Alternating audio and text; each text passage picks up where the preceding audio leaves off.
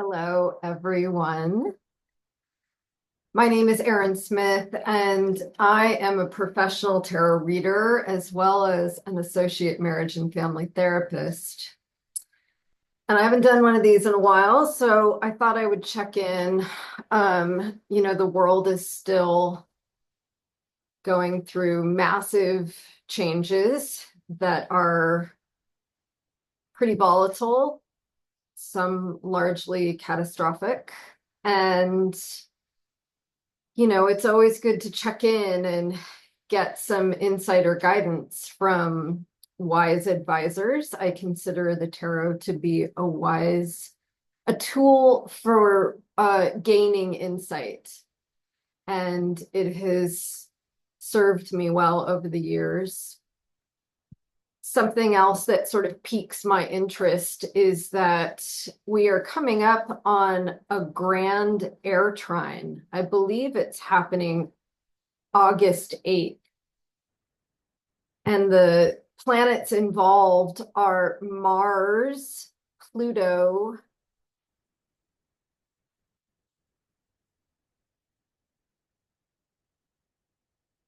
and Saturn. I actually can't remember. It's a kind of intense energy. Uh, and it specifically interests me because I have a Grand Air Trine in my birth chart.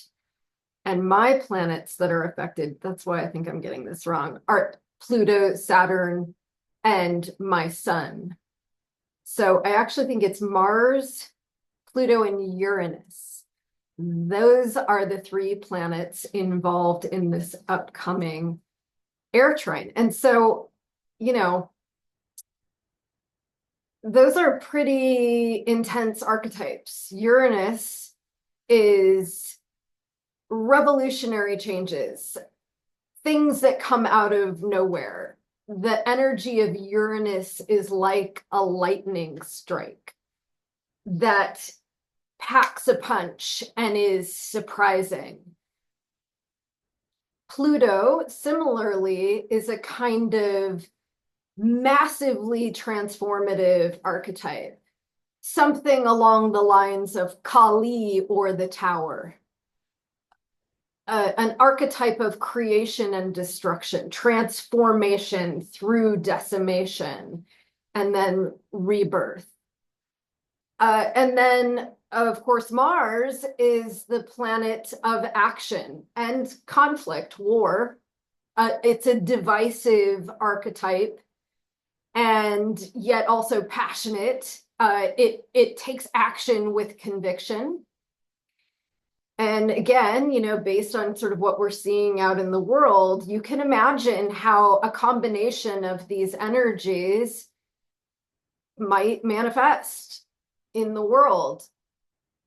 Air trines, I'm sorry, particularly grand trines, tend to have a kind of easy effervescence and sometimes a lucky quality to them.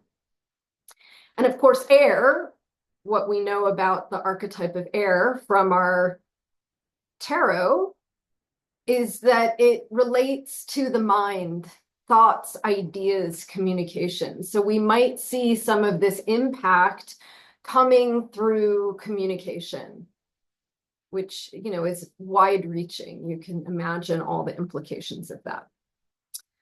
So I thought I would just drop in today and consult the cards and see what they might have to say in regards to some of these energies that are afoot.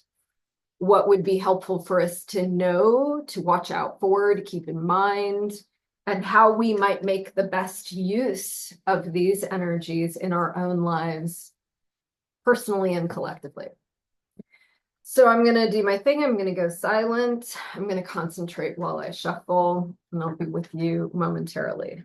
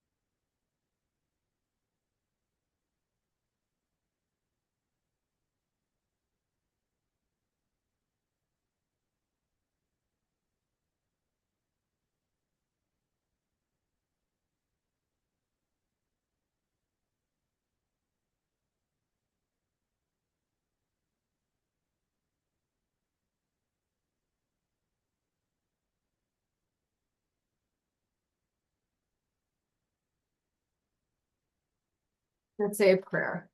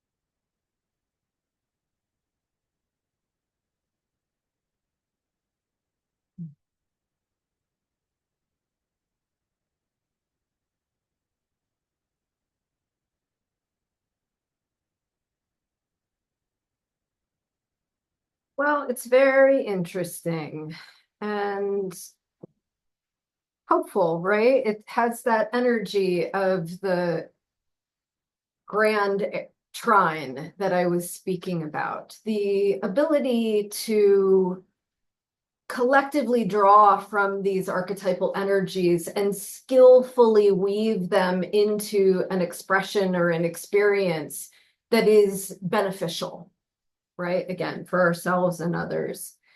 And it's definitely pointing to what happens when we as human beings confront anything that is volatile or, chaotic or uncertain, that kind of, Uranus energy. It can cause us to feel somewhat anxious. And if we are not grounded within our own ability to act to good purpose, if we are giving ourselves over to some kind of negative mental talk, then it's easy to sort of feel taken over, debilitated by that anxious narrative. So, just be aware that and I'm, don't have to tell you guys, or, certainly notice this in my own life.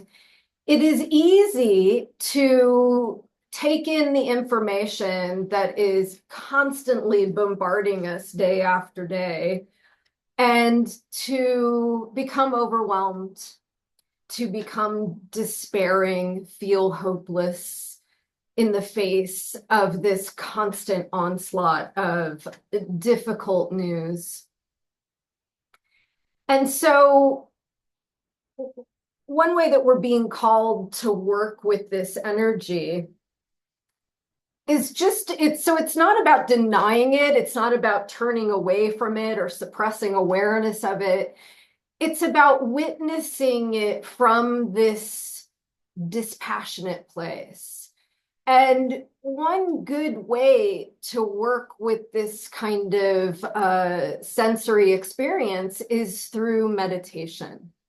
The Two of Swords is having a peaceful heart as a result of quieting the mind. And you can see that she's blindfolded in this image. And the reason she's blindfolded is she isn't looking to external elements of her life. She's not getting caught up in the material conditions of the world. She's turning her gaze inward.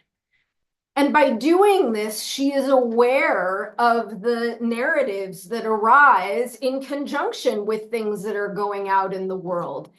But she's able to track this sensation of activity that's happening in mental talk space. And she's able to watch it from the position of the witness. Instead of getting sucked into the content of the thinking, which is, in this case, distressing, difficult, she's able to simply notice the narrative and stay grounded. She's in a position that is very centered, very grounded. She's very balanced in her position. And in fact, she is safe. She is safe in her ability to watch and listen to her own experience, which is a reaction in some ways to things that are going on out in the world, and in some ways not, right? That's sort of some insight that we can garner from this image, the Nine of Swords. This is a person who is driving themselves mad from the safety of their own bed.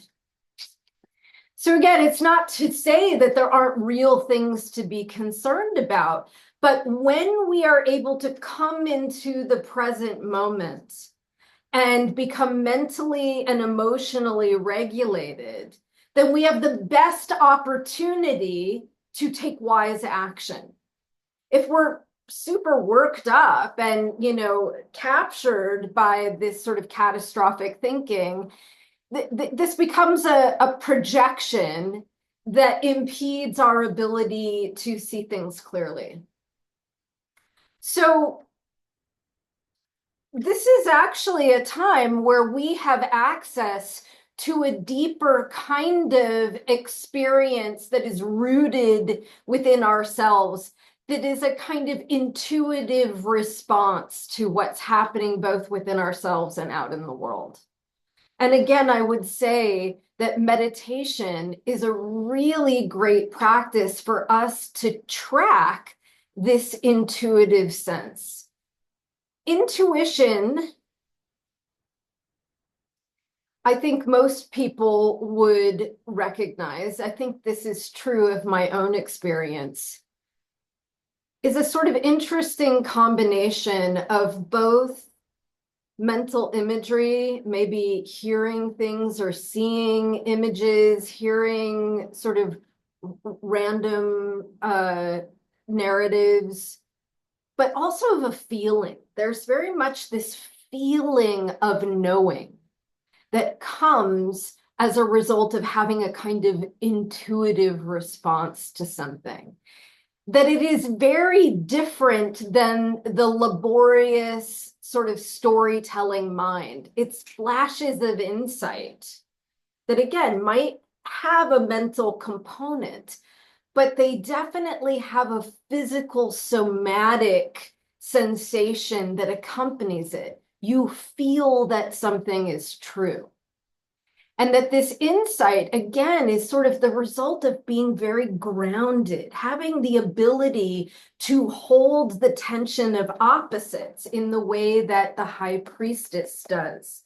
She is this central figure in between the extremes of the pillars. These two opposing elements are not negating one another, they're complementary forces. And so, again, there is this real opportunity here to ground ourselves, to be in a practice of watching and noticing sensory activity that's happening and become available for these flashes of insight, intuition that we can then direct in ways that might benefit ourselves and the community at large. Because remember, okay, so the magician is the master manifester. He has the ability to create in all areas of life based on where he directs his will. And so will is really the summation of time and attention. So where we focus our attention and where we generate energy, we know where attention goes, energy flows. And so it's this idea that if we can keep our minds focused on a specific objective, then we actually have the power to make something happen in the world, which again is why it is so powerful to be in this practice of meditation, to be noticing where we're going off the rails and getting captured by our own thinking, and bringing ourselves back into this very grounded and balanced state where we're able to hold the tension of opposites and see things clearly in order to direct our energy towards a desired outcome. We have the power to manifest something based on a right vision, utilizing this intuitive sense to make things happen in the world. And what I'm seeing here with the cards come up is that it's actually very sweet what we can accomplish through these energies. I'm sort of surprised to see all this cup energy, you know, not as surprised to see the swords. Remember, swords relate to the mind, thoughts, ideas, communication, very much in line with this air trine. But cups are about love, emotions, intuition. They are relational, these cards.